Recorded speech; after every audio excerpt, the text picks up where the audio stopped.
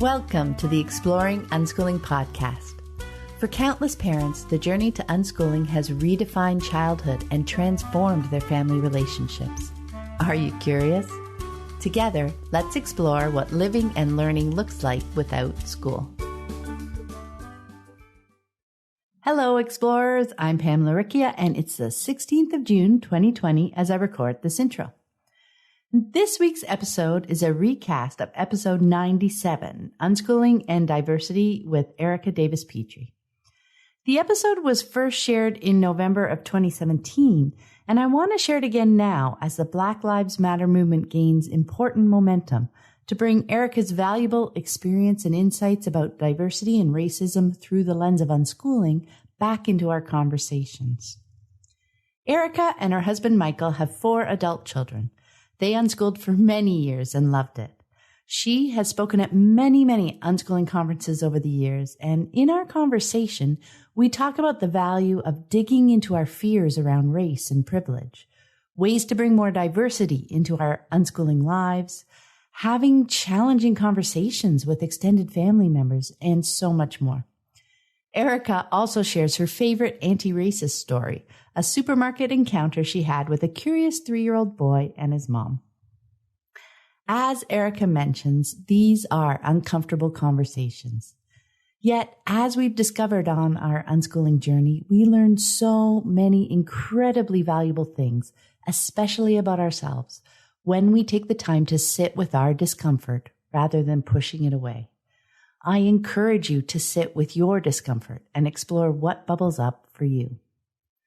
And when I asked Erika's permission to rebroadcast this episode, not only did she say yes, she offered to come on the podcast again to continue the conversation. So if after listening to this episode you have questions for Erika, please share them in the comments on the show notes page on my website, and we'll do our best to address them in our upcoming call. And before we get started, I want to take a moment to thank everyone who has chosen to support the podcast through Patreon. I deeply appreciate all my patrons. Your generous support not only lets me know that you enjoy the show and want it to continue, it allows me to spend time creating episodes each week and to keep the podcast archive freely available to anyone who's curious and wants to explore the fascinating world of unschooling. If you'd like to join my community of patrons and scoop up some great rewards along the way, check out the Exploring Unschooling page at patreon.com. That's patreon.com/exploring unschooling. And now let's listen again to my conversation with Erika. Hi, everyone. I'm Pamela Erika from livingjoyfully.ca, and today I'm here with Erika Davis-Pitre. Hi, Erika. Hi, Pam. Hello. To anyone who hasn't come across Erika yet, just a short intro. Erika and her husband Michael have 4 now adult children. They have unschooled for many years and loved it. Erika continues to speak at unschooling conferences all over the U.S., her favorite topics being unschooling teens, the joy of unschooling, and celebrating diversity through unschooling. She's also an ATC fanatic, which are artist trading cards. And if you haven't heard of them, maybe do a quick online search and see if it's something that you or your children might like to play with, because I know we really had a lot of fun with them for a few years when the kids were younger. And to get us started, Erika, can you share with us a bit about you and your family? Anyway, where to start? We have recently moved back to the west coast of the United States. We live in San Francisco after living quite a few years in Connecticut. All of my children, who are adults now, also live on the west coast, so it's good. No more cross-country jaunts to visit. We have 1 daughter and 3 sons, and 2 son-in-laws, a daughter-in-law, and almost daughter-in-law, and 2 grandsons. The last 2 of my children were unschooled. The youngest of my children was unschooled his entire school-age career, with the exception of 2nd grade. If your child wants to go to school as an unschooler, I highly recommend 2nd grade. It's a good experience still. um, you get a real taste of schooling, and it's not so soul crushing that you have to do a lot of repair later. So I don't know if there's anything else. I've been with my husband for more than half my life, and we are enjoying this phase of our lives, just being grandparents and having our kids spread their wings and be doing all kinds of different things. So that's it for me. Well, can you go back then and share with us a bit about what your family's move to unschooling looked like? Sure. My oldest three children are quite a bit older than my youngest. My oldest and youngest are about 14 years apart.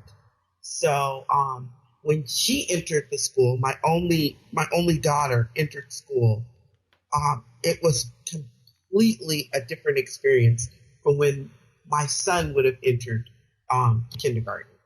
So we started thinking, God, there's got to be another way. We didn't know anything about unschooling. We were just going to homeschool, quote unquote, but homeschool without a curriculum and with just fun and playing and learning and being. When we moved to Connecticut, my second youngest was 14, I want to say, had just turned 14, and he wanted to experience learning without boundaries, borders. So for the first year we were in Connecticut, he unschooled, had a great time, but was a athlete. And in Connecticut, you cannot participate in high school sports without being a high schooler. They exclude homeschoolers from sports. So he decided, I'm going to go to school because I want to participate in track and field and other sports. And that was when my youngest said, I want to go to school too, because, older brother's going. Mm-hmm. So we had three sons in the public schools in Connecticut, and it was an eye opener on how much things had changed and how much different schools were than the democratic free school that my older children had gone to. And so I said, that's it. I'm out. I don't have the patience I once had. Rally the troops and to be progressive for everybody else. I was just looking at the tender soul that I was in charge of, and the last couple of years had been really good for him. And I saw a lot of change in personality. I saw a lot of change in how he wanted to be. And I just said, no, we'll go back to doing what we were doing. It was successful, and we're partners, and both of the partners have to be relatively happy with what they're doing. And I was not. And he was okay, but not great. And we had been great. So we returned to greatness. So that's how we got to be unschooled. So my two oldest always went to school. The third one, we call him our bi-schooler because he went to school, was unschooled, and then went to traditional high school and college. And then the youngest only went to second grade for a full year of school and has never looked back. He is not college educated, just working and writing and living his life. And he's, I would say, from the outside looking in, very happy with his choices at this point. That's how we came. That's how we came to unschooling. Yeah, no, that's really interesting. Such a wide range of experiences, and in the end, you were basically looking to your relationships, right? That kind of helped guide you as to what was going to work out well for each one of them, right? Correct. I often am asked if I would have unschooled my older children if given the opportunity, and my answer to that is yes and no. Yes, because of the opportunity afforded the youngers, but no, because I really like who they are now, and they would have been different had they been unschooled. And I really like who they are now. So the situation presented itself for the younger, and it didn't for the older. And I'm more leaning toward it was the right choice for them because it was the situation that we had. They were younger. So circumstances changed, the relationships changed, the needs changed, and I just went with it. Oh, I think that's such a great point. You know, second guessing ourselves doesn't help, does it at all? And it only induces, it only makes it harder to move forward in your life. Exactly. I spend too much time second guessing what's coming to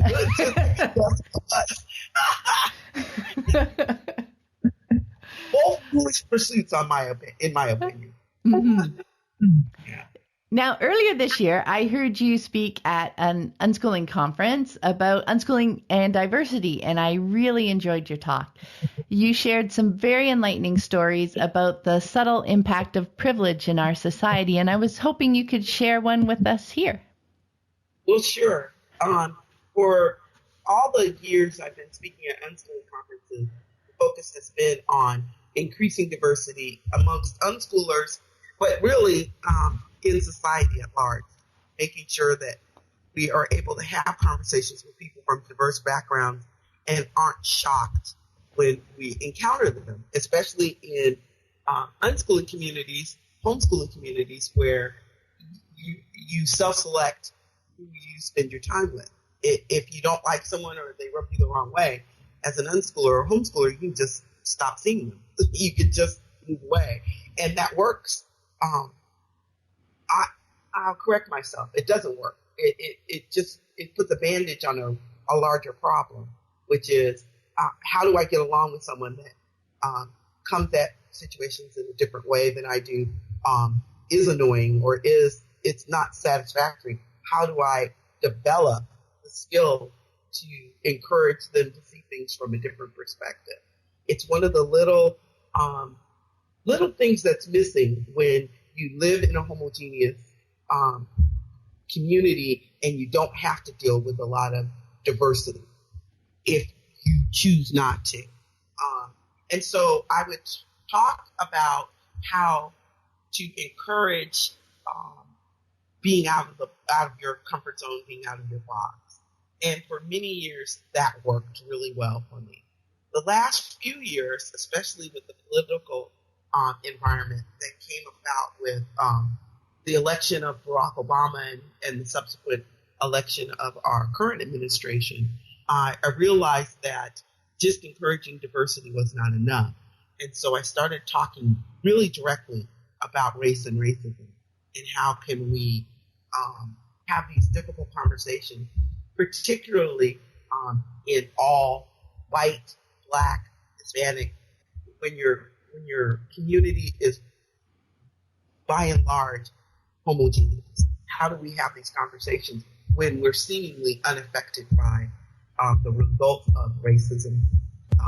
How do we encourage our kids to have these kinds of conversations and see how privilege plays a huge role in how people are treated in our country, so that we are more inclined to participate in equity rather than to want or wish for a colorblind society. I've seen a lot of well-meaning folk talk about, well, I don't see color. And that in and of itself, I think is one of the most racist statements of all, because if you don't see that I'm African-American, Black, you're missing 90% of who I am. And why would you want to miss that? So that's the sheer sign that you need to do some work. If you don't want to see my color, ask yourself why that is, because that's where the bias lives. But there shouldn't be any problem with you seeing that I'm Black. There shouldn't be a problem. And if there is, if you feel that the colorblind answer is correct one, ask yourself why that is. Because that's the... Yeah, I thought that was such a great point when you were talking about that. And that leads nicely into our next question. Because as we move to unschooling, we learn the value of digging into our own fears and questioning that conventional wisdom, right? In many areas of our lives, like you're talking about not seeing color. For example, for unschooling, one of the first things we dig into is our fears around learning, right? That our children won't learn if we don't tell them what they need to know, or if we don't insist that they follow a certain timetable. And through that process, we eventually discover that we truly can trust them to learn, that they're born to learn. And after that, our world opens up and we see so much more that was there. And it was always there, but we could never see it because we were so blinded by our fears. So I was hoping you could talk a bit about whether we can apply the same kind of process to our fears surrounding race and diversity. Oh, absolutely. But the key difference I see is discern.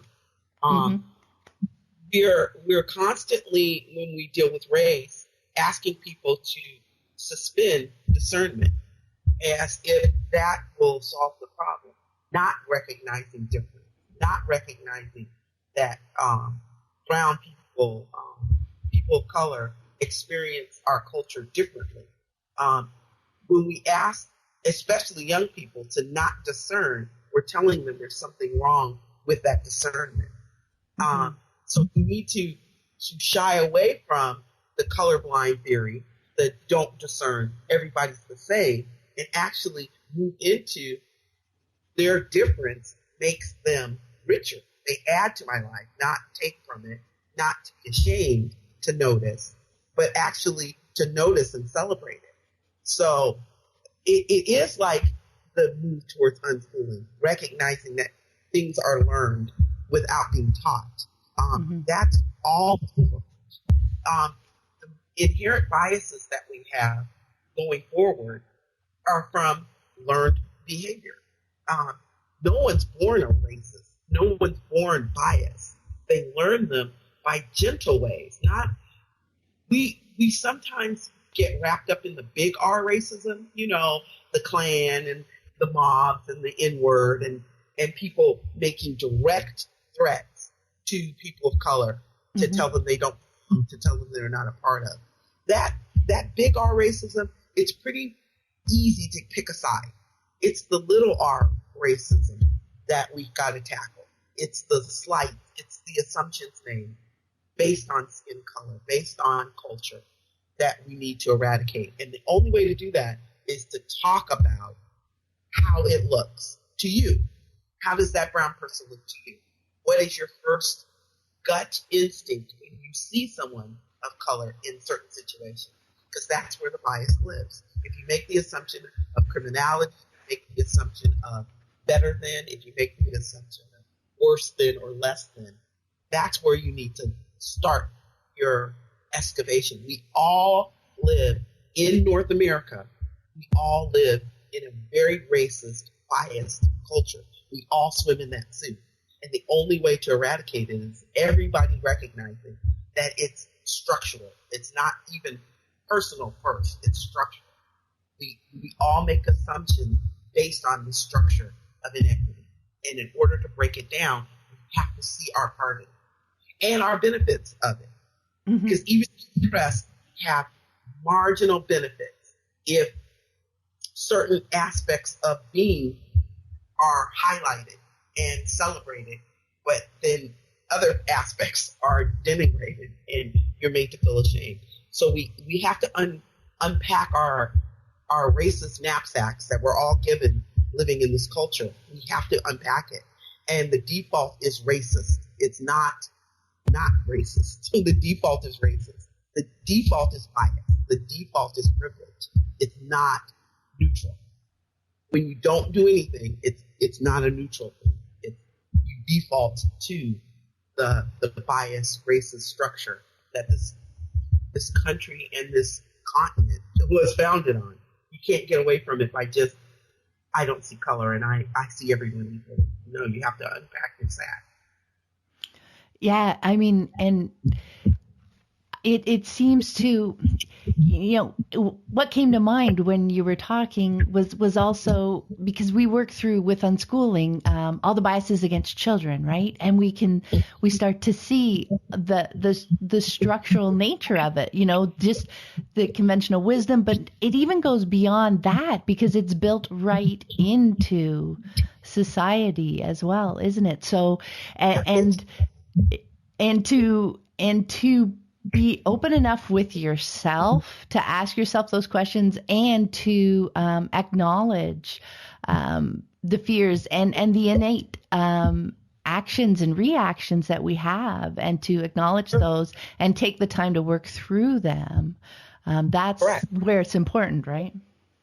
Yeah, but it's very painful because admitting that you're racist or that you're biased, it doesn't feel good. And we are taught, even in our Constitution, we're pursuing life, liberty, and the pursuit of happiness. We've been given the charge to be happy, to be comfortable, to be celebrated. And this does the exact opposite. It doesn't feel comfortable.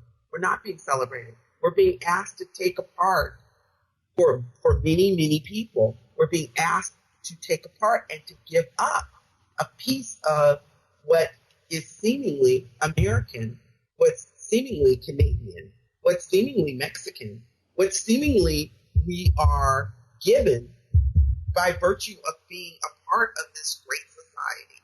You're asking a great deal of the population to set that aside and look for something else. And that's uncomfortable, and it doesn't feel good, and it feels like a loss. If someone gains something, we've been taught, then someone loses. We have not been taught in our society that there can be a win-win. We talk about win-win, but we really don't believe in it. We believe if someone gains something, we're going to lose something.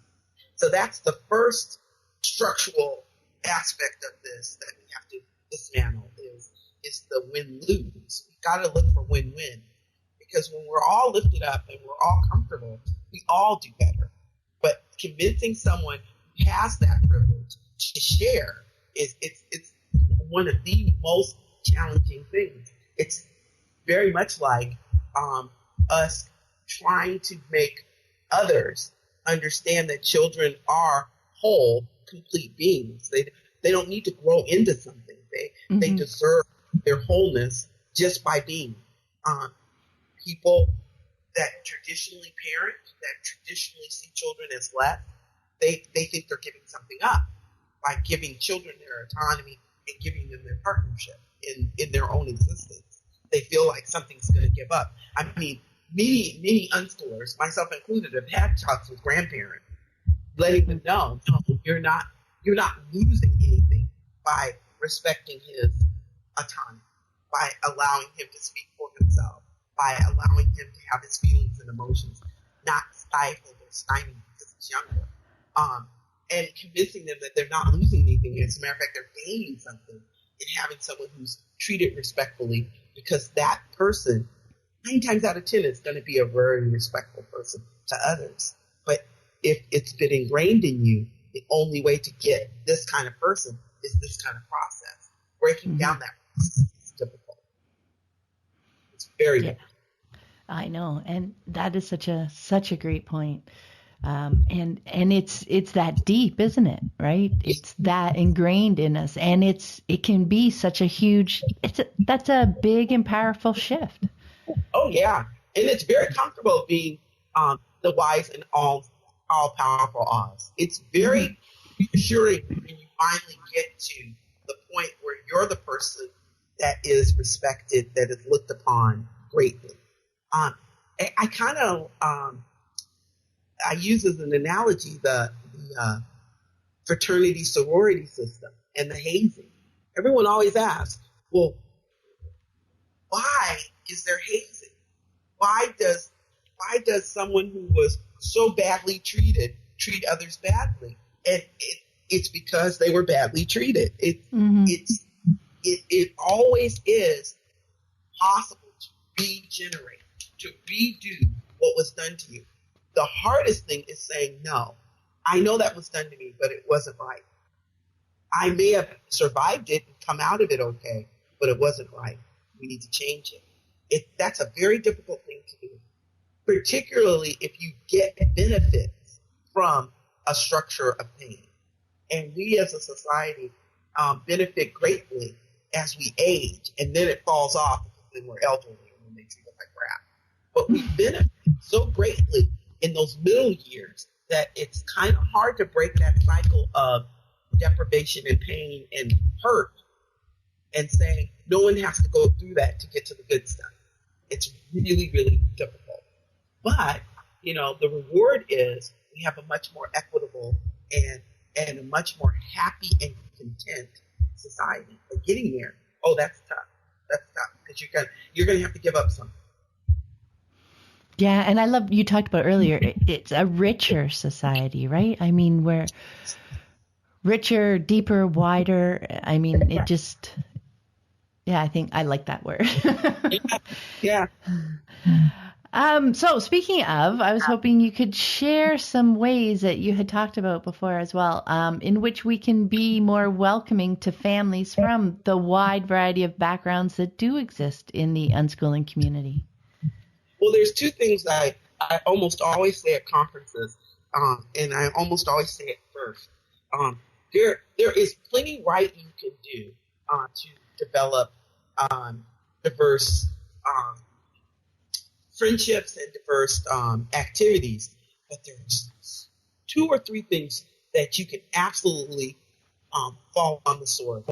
Number one, if you don't live in a diverse community, if you don't have diverse, rich experiences, please don't make your only diverse experience charitable. So don't go to the food kitchen on Thanksgiving.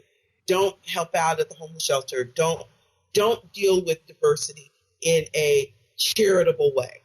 We are helping. The good helper syndrome is really difficult to get beyond once you reach a level of maturity. And that less than attitude from well-meaning people is, in my opinion, just as bad as the person that says, "You're brown, I don't want you around. You're trouble because of your culture." I really would hope that, especially in the unschooling community, diversity is achieved by moving out of your comfort zone, your area, your neighborhood, and moving into someone else's culture, comfort zone, neighborhood, for all kinds of art classes, library things, swimming things, opportunities for, all kinds of cultural and community experiences. You can just leave your neighborhood and experience a writing class on the other side of town, a book club on the other side of town. If your actual town is not very diverse, there are plenty of ways to be welcoming, and that's by extending yourself and your discomfort level into another community and meeting friends that way. I think it's one of the best ways we as unschoolers have to broadening our palette and making sure that we have diverse experiences.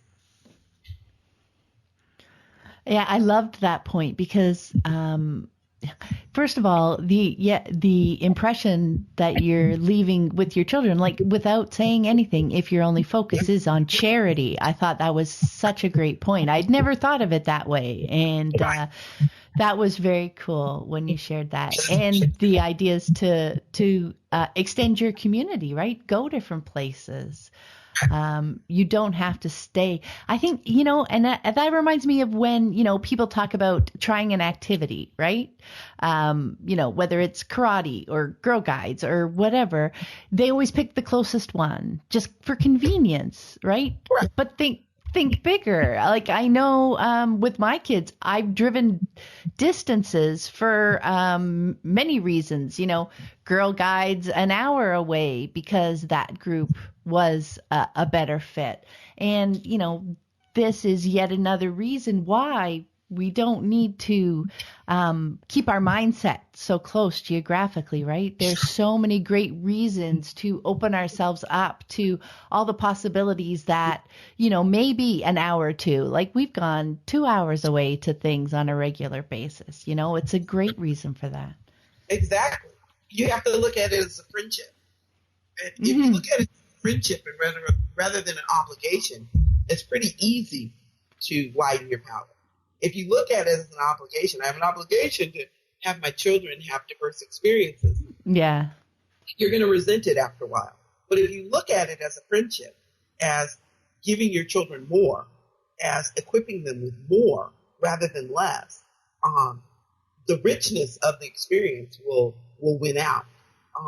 But we are creatures of convenience. And we do like being around each other. When I say that, we like being around people that we know, people that make us feel comfortable, people that we can be unconscious around. It's a powerful myth that it's easy to be in a diverse community. It is not. It's constantly questioning what you know to be true. So it's work. It's work to be in a diverse community. It's easier to be in a homogeneous community where you think everyone feels the way you do. You have social norms that you conform to. That's easier. It is easier. It's more difficult to think of someone that you have seemingly nothing in common with. How are they going to react to this? How are they going to feel about that? It takes a lot of emotional work to put yourself out there. It's not easier. It gets easier, but it's not easy. We self-segregate because it's easy for economic reasons, for racial and cultural reasons, for gender reasons. We self-segregate quite nicely as humans. And not doing that is difficult at first. It gets easier, but it butts up against what we feel is normal, quote unquote. Just like unschooling. It gets easier. I mean, the first few years I was unschooling, I didn't know what it was called. And the need to have that workbook, on the counter, and have it available on the bookshelf, have it available in the book bin, have it available in the trunk, have it available in the box, garage. You see how it's moving? You see how it's moving? But it's still available because if that's the way I want availability, to me, that's the representative of how we handle anything that's against our norm. We leave the option for normalcy available. As we move towards something else, we keep the option available. And I wish and hope that we can do the same thing with diversity. We try on new things. We reject what doesn't feed our soul, and we take on what does. And constantly encouraging ourselves, well, if that wasn't the right way to do it, there's other ways. And if this isn't the right way to do it, there's other ways. And continuing to do the work. The hardest part is doing the work. The easiest thing is to leave that workbook on the kitchen table because it reassures you. It's hard for your kids, but it's easier for you. It gets easier again when you move it to the bookshelf because it's easier for your partner, your child. And it shows that it doesn't have to be front and center. And then it's far easier when it moves to the trunk, to the book bin. And it's far easier when it moves to the box in the garage. And I'll tell you, it's far easier when it ends up at the Goodwill as a donation for someone else that needs that because you don't need it anymore. But those steps, those phases, they may take years, they may take months, they may take weeks, they may take days, depending on the process and where you are in it. We have got to encourage diversity and diverse thought in the exact same way. Lead people to walking that walk themselves, helping them see that the walk is valuable, helping them see that we all benefit when we see diversity as a plus, not as a chore.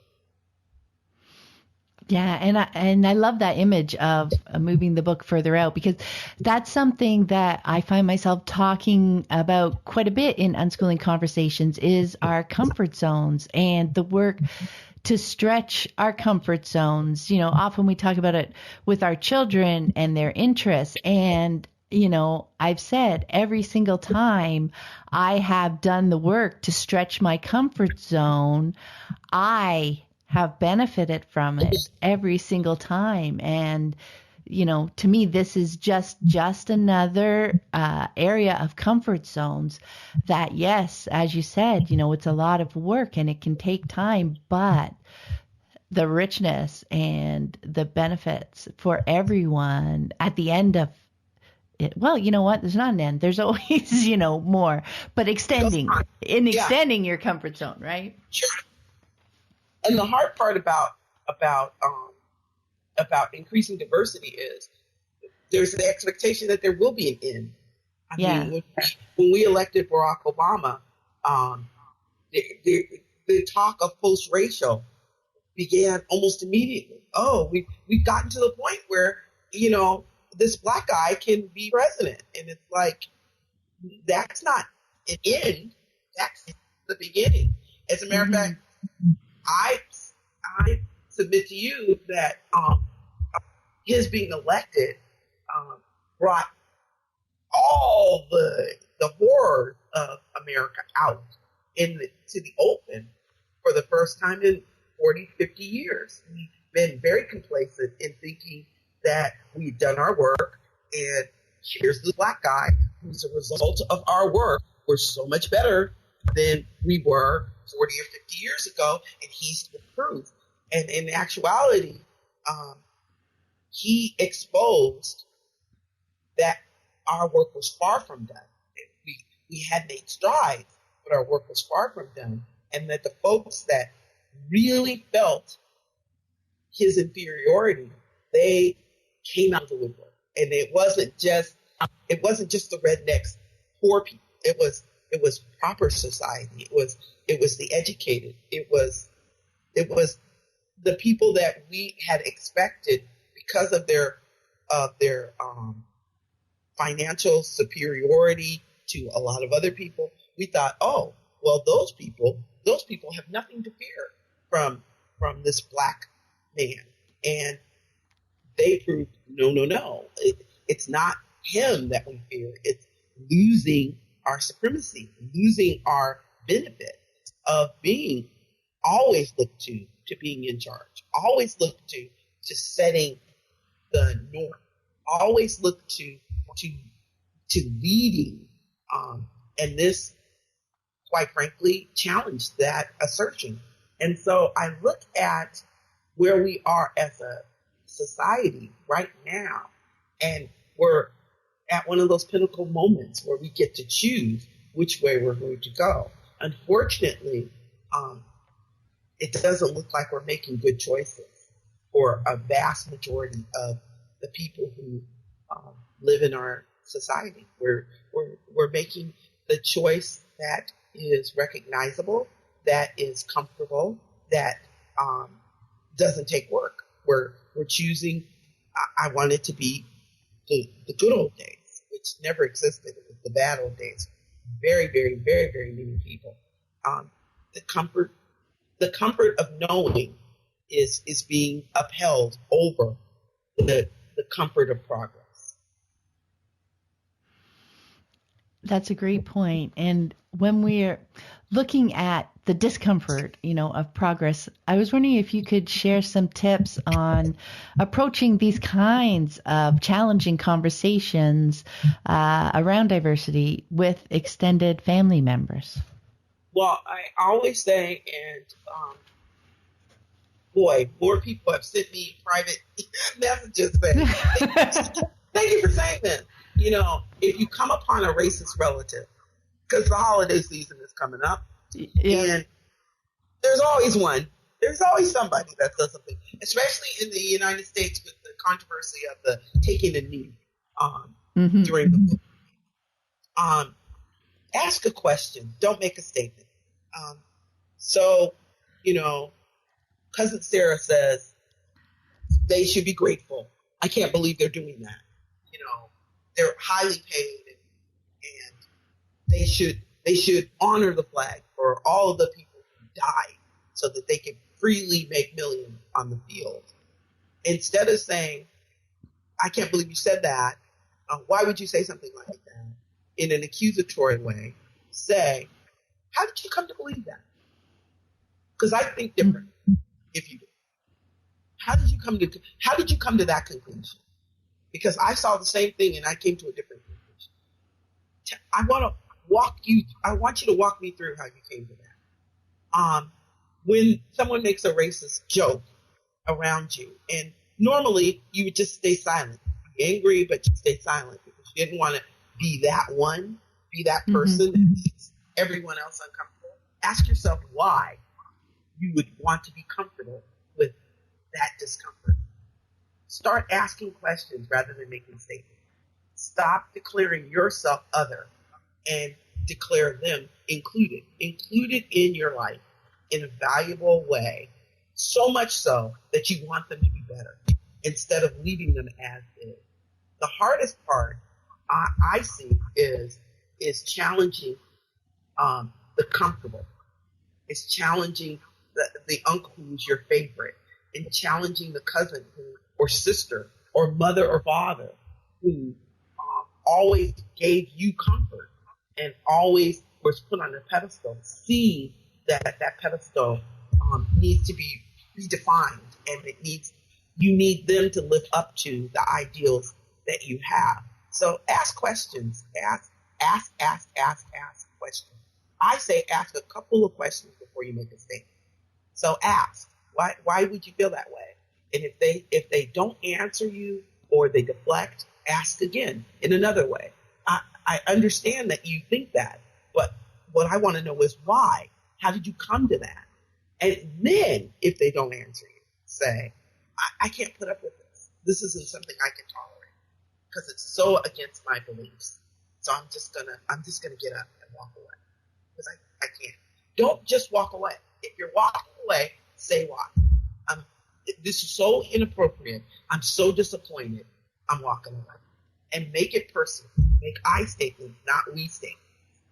Make I statements. Own your disgust. If they said something disgusting, own it. And then walk away. If that's all you do, you plant a seed.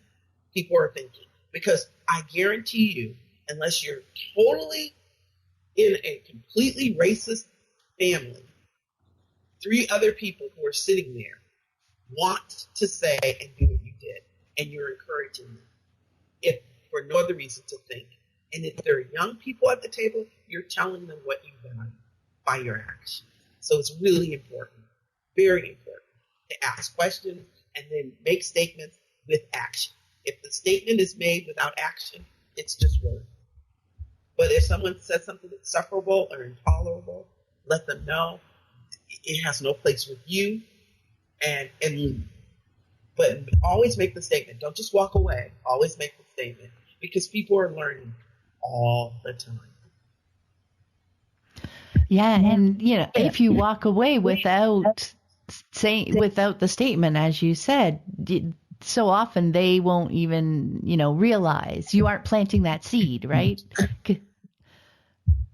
I think that seed planting is a great point because that's I do the same thing even with anybody out and about when the conversation even about unschooling or whatever, something that is so unconventional that makes other people uncomfortable, to be able to plant that seed so that they can talk, because confrontation, when it escalates, there's not a lot of learning there, right? But when they have that seed so that they can take that with them, it's planted for them to think about and process as they go through their days. That's where learning really happens. And there are times when confrontation is appropriate. Don't get me wrong. Yeah. Not saying walk away, plant a seed when something is wholly inappropriate. There are times, and when those times exist. Everyone likes to I'm like, oh, I wouldn't know when that. Yeah, you know when the time presents itself when you're supposed to speak up. If you're comfortable with someone being maligned, with someone being treated less than, that comfort is your lesson. That's the lesson you're teaching with your actions. You know when it's time to say, oh, no, you're not going to say that in front of me and get away with it. I don't care who it is. We have to be courageous in discomforting the comforter. And 9 times out of 10, the discomfort is felt by you. It's so easy to not confront, to not speak up, to walk away, oh, I felt so bad, and to write a Facebook post or to send down, I'm so sorry I wasn't able to say anything. It's far too easy to do that. And if you're doing that on a regular basis, or you find yourself making excuses for inaction, that's where the work lies. Don't worry about cousin so and so or uncle such and such. Start the work with you. Why am I comfortable saying nothing? Why am I comfortable maintaining that kind of rancor? Why? What do I fear will happen? And if the fear is isolation, if the fear is not belonging, if the fear is your wildest dreams, disinheritance, whatever, if that is your fear, it's more about you than the person who's spouting the crap. It's more about you. It's not about them. Do your work first. Be that example to yourself. Yeah, I mean, and that ties right back to what we were talking about at the beginning, about how much of this is our work processing our fears, right? Absolutely. And it applies to many, many things. It applies to many, many relationships. The wearing thing about isms is it just never ends. Once your eyes open to an ism in this area, your eyes open to an ism in that area. You're constantly excavating our culture, our society's isms. From the time you're aware until the time you die, you're constantly unpacking the luggage of ism, because comfort is the most addicting feeling. We want to be comfortable and seen as nice, and to live a nice, comfortable existence. And so that drug of comfort, it's so powerful, especially when you're in a homogeneous group. What makes us, the universal us, comfortable? Well, not having to think about that, not having to see that, not having to deal with that. If it's not my issue, being able to avoid that. I don't want to see that. I don't want to have that uncomfortable conversation with my son when he happens upon a YouTube video of a man being shot in the back. I don't want to see the protest and be asked what's that all about, and not be able to have a comprehensive answer that makes me look good, that makes me look progressive, that makes me look aware, that makes me look like I'm a participant in justice, when actually I'm not doing anything at all but avoiding those tough conversations. It's all about comfort, and our whole lives are spent comfortable. And then you're asking me to be the person who brings discomfort into my house. I don't think so. I don't think I'm going to do that, unless I'm pushed up against the wall. I'm saying the wall is there. It's on top of us, particularly when it comes to race. So the wall is on us. And the one thing I correct whenever I see it online or at conferences is the myth of the youth are so much more progressive. They're so much more positive.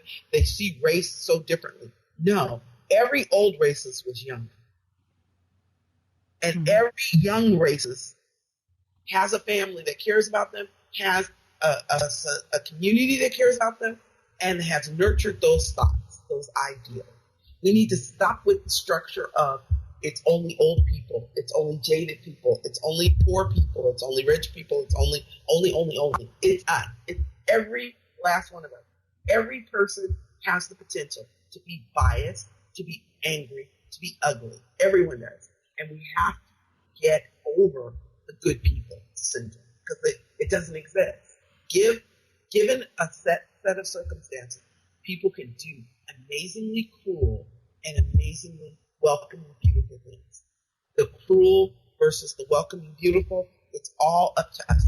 Every moment, every chance we get, we need to recognize we're making choices based on what we came up with, what was acceptable in our society, what was acceptable in our culture. Anytime I hear it's old people, I say Charlottesville was full of college students in khakis. It was not old. And by your argument, they are the most privileged and they should be the most content, and they aren't. Why is that? Because that's the root. That's where we have to start working. Otherwise, we're just going to keep reproducing more young people who turn into old racists with power.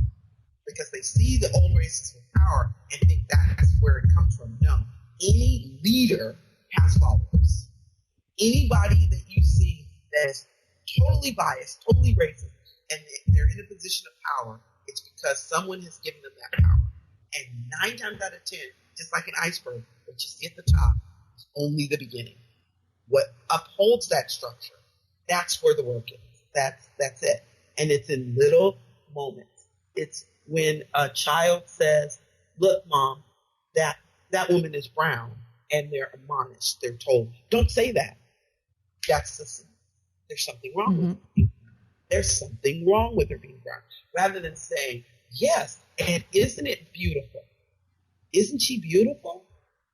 You can take that same statement that makes you uncomfortable, that seems like you're raising someone who's biased, are always, and taking it from being something that builds on the structure of other and differs and isn't, and you're taking it to another place where it builds on inclusion and acceptance.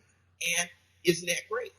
You have that moment all the time. And we all know those moments. We all have experienced those moments with 2 and 3-year-olds, with toddlers who speak their mind without thinking, quote unquote.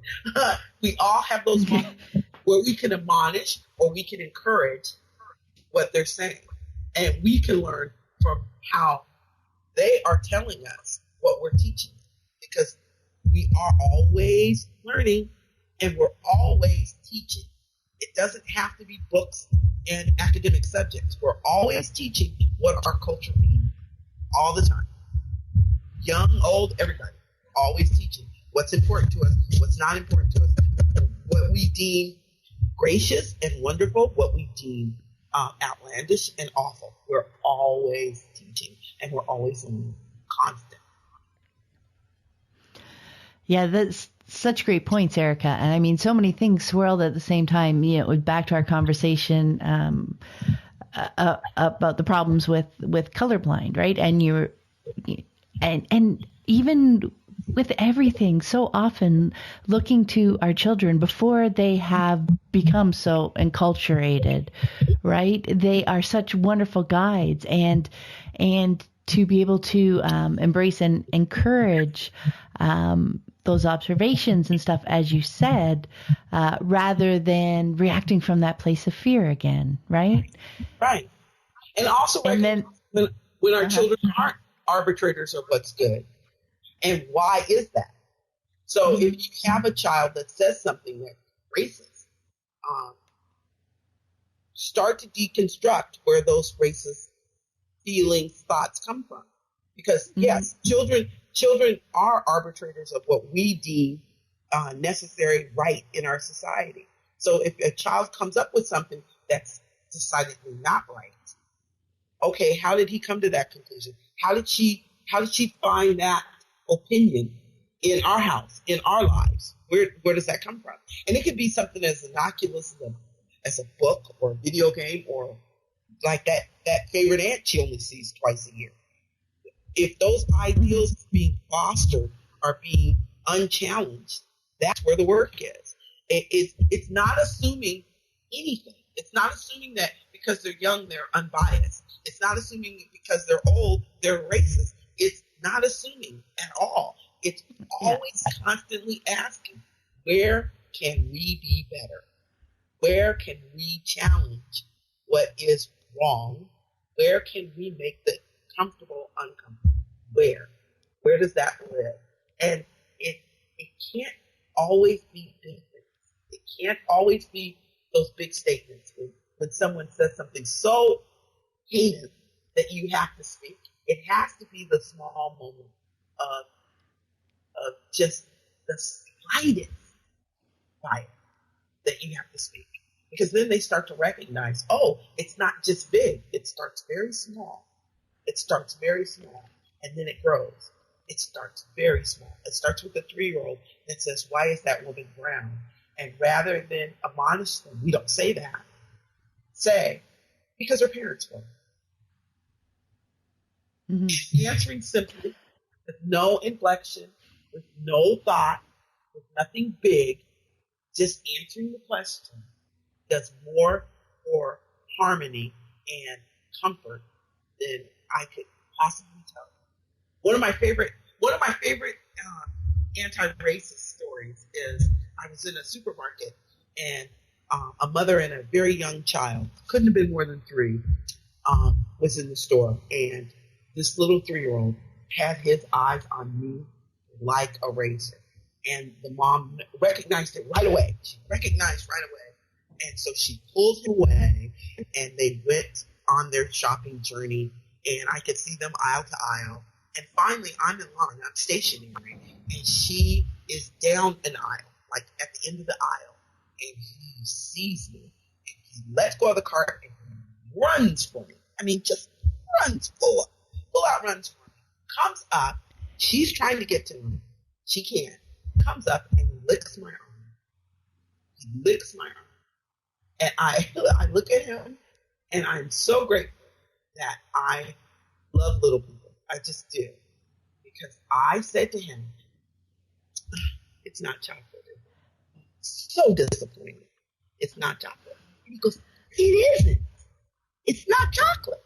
And I said, yeah, it isn't. I'm brown because my parents are brown. And his mother had to stop in her tracks because she couldn't have grabbed him. She couldn't touch him.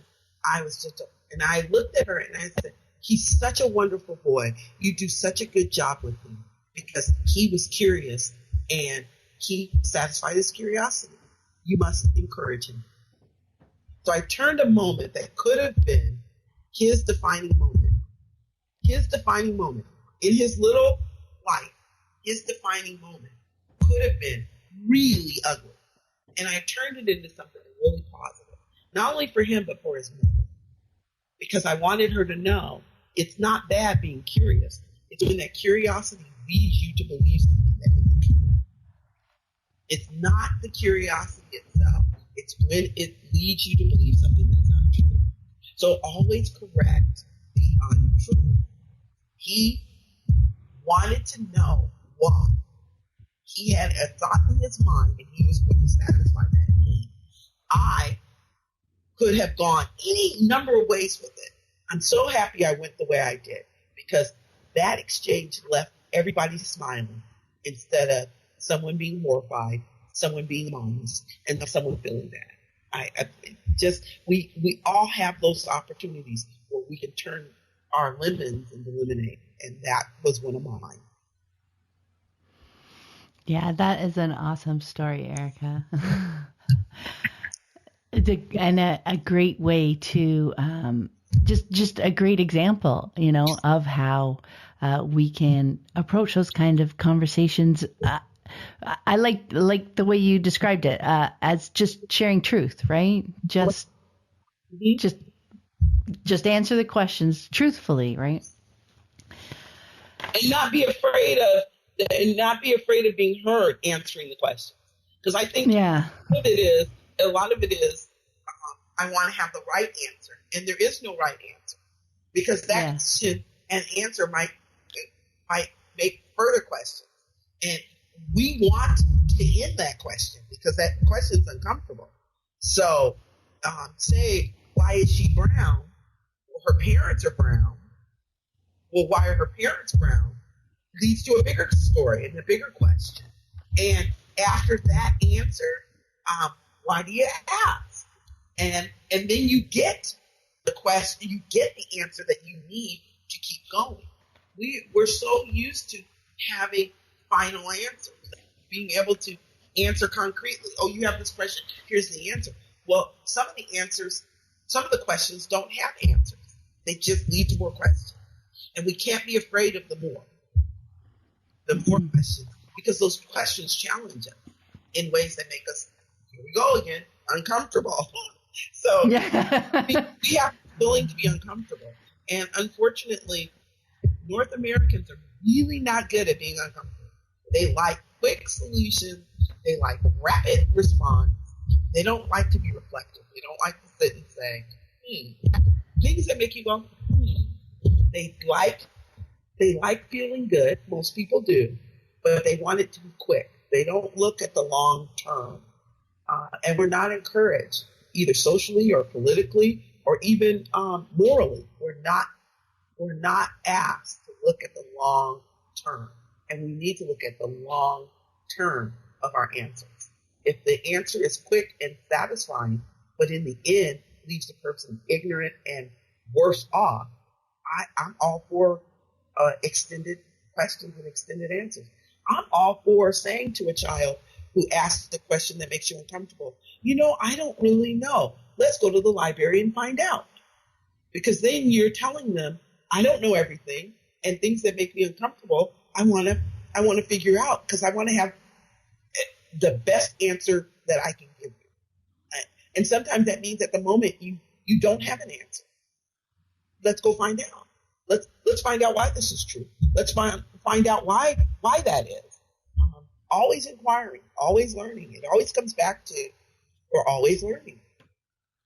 There are no definitive answers to some of these questions. We're always learning.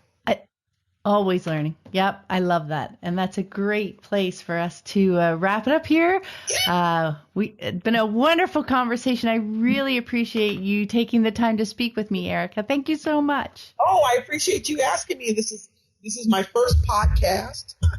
I had no idea what to expect. And I appreciate you guiding me along and encouraging me to do this. Because I don't think I would have otherwise. See, always learning.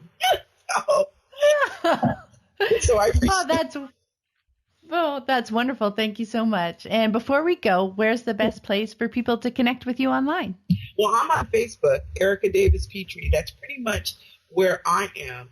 And I'm the moderator of the Unschooling group, the one that has, there's one that has 10,000 members. That's not me. I think we're at 4,500 members. It flares up. It's quiet. It's dispersed. It's not as popular as the one that has 10,000 members. But be a great conversation, and you're certainly welcome to come there. The queue to join is enormous because it takes so much time to vet and go through everyone. But if they want to contact me via Facebook, they can send me a personal, private message. I heard the podcast and I'd love to join Unschooling. And then that way I can move you out of the queue a little quicker. And I always welcome conversation on my page. Always. That's wonderful. To learn there. Thanks so much, Erika. Have a great day. Thank you, Pam. I appreciate this. I hope you found this episode helpful on your unschooling journey. And be sure to check out the wonderful archive of earlier podcast episodes. The conversations never go out of date. And you can find more information about my books, my Patreon community, and the Childhood Redefined Unschooling Summit at my website, livingjoyfully.ca. Have a great day.